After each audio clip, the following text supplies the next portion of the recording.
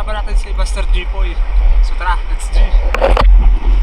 Yun, welcome back mga pare ko sa ating panibagong adventure. At bago para tayo magsimula shoutout muna kay Gino Porte at sa mga espiro ng Bulusan, Sorsogon. At sa mga gusto pala magpa-shoutout comment lang kayo sa ibaba mga pare ko So tara, simulan natin ito mga pare ko At heto na nga yung sumunod ko na lubog mga pare ko Ito yung nagpakita isang napakalaking pawikan or sea turtle. Ayun o, grabe kamamaw ito mga pare ko Ngayon lang ako nakakita ng ganito kalaking pawikan mga pare ko At sobrang amo pa nito mga pare ko Kaya heto, naisipan ko na lang na videohan ito Kasi ngayon lang tayo nakatagpo ng ganitong kaamong pawikan mga pare ko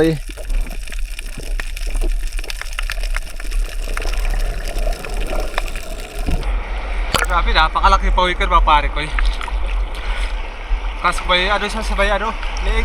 Di ko alam kung ano yun. Parang bukol mga pare ko Grabe. Napakaganda tingnan mga pare ko At pagkatapos ko nga videohan yung pawikan ito lumubog ulit ako mga pare ko para maghanap ng ating pangulam. At sakto naman at meron nagpakita sa ating pangulam isang kurisan mga pare ko masarap sa bawan. Kaya heto na, sapul kang isda ka. Ganda ng pagkatama, gitik mga pare ko Ito pala yung isda na kadalasan nahuli ng mga espiro dito sa amin. Dahil sa masarap na sobrang taba pa nito mga pare ko kaya napakasarap sa sinabawan o sigang mga pare ko At dito naman sumisid naman ulit ako mga pare ko para maghanap ulit. Baka may kasamaan at ayun, sakto may lumabas sa butas. Isang kurisan ulit mga pare ko kaso medyo malikot. Kaya dahan-dahanin lang natin. At ayun, sapul na sapul mga pare ko Bali, dalawa na yung kurisan na nahuli natin. Pwede na ito sa bawan mga pare ko Pero maghahanap pa rin tayo. Baka may makasamahan tayo ito. At madagdagan ito mga pare ko At dito na nga sumisid na ako sa may parting malalim para maghanap ng isda mga pare ko At sakto may nakita akong dalawang kahoy na magkatabi. Silipin ko muna itong butas na to mga pare ko baka may nakasilong na isda.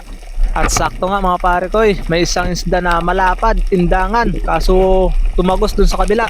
At agad ko naman pinuntahan at ayun buti at maamo lang ito mga pare ko kaya pagkagilid, ayun, sapul kang isda ka. Hindi man natin napuruan pero siguradong hindi na ito makakawala.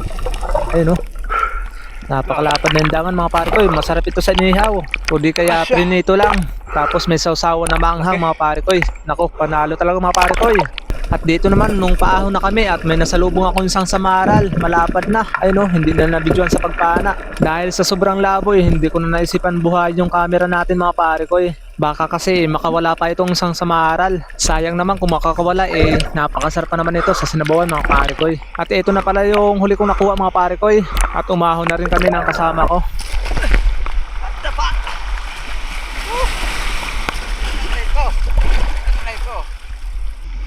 Yan si Master G po nakahuli ng malaking samaral. Talagang paldo ito mga pare ko suot ha, suot yun grabe sa lako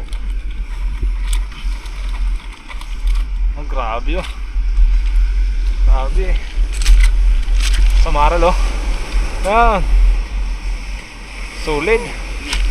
Huli ni Master G po paldo. Master G po solid. Huli natin kunti lang huli natin mga pare ko samaral, labahita, dalawang kurisan.